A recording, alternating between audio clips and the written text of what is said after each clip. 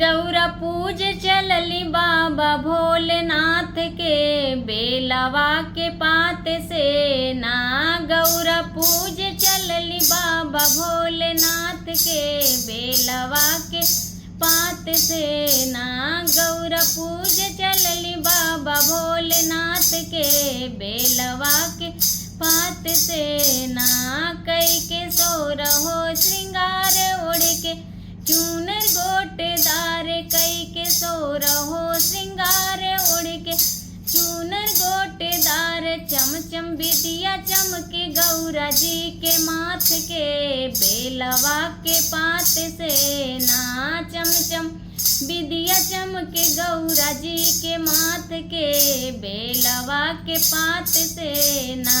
गौरा पूज चलली बाबा भोलेनाथ के बेलवा के पात से ना। चूड़िया खन के ला कलाई में हदी महावर लगाई, चूड़िया खन के ला कलाई में हदी महावर लगाई। रुन झुन पायलिया बाजे गौरा जी के पाँव में बेलवा के पात से ना। रुन झुन पायलिया बाजे गौरा जी के पाँव में बेलवा के पात से ना।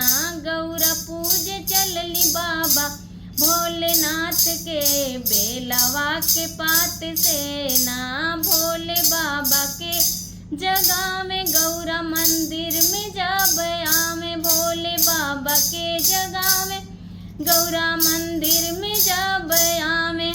चरनिया धोवे भोलेनाथ के अपने हाथ से बेलवा के पात से ना। चरनिया भोलेनाथ के धोवे अपने हाथ से बेलवा के पात से ना।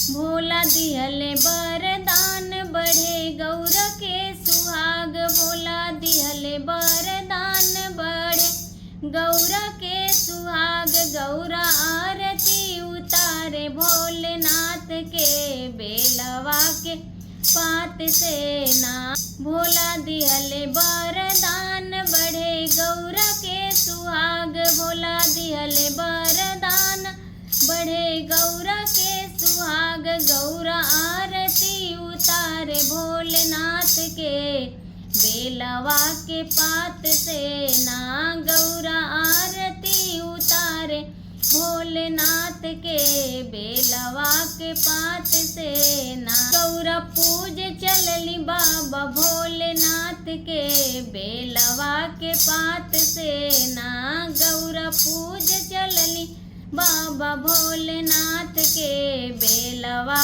के पात से ना।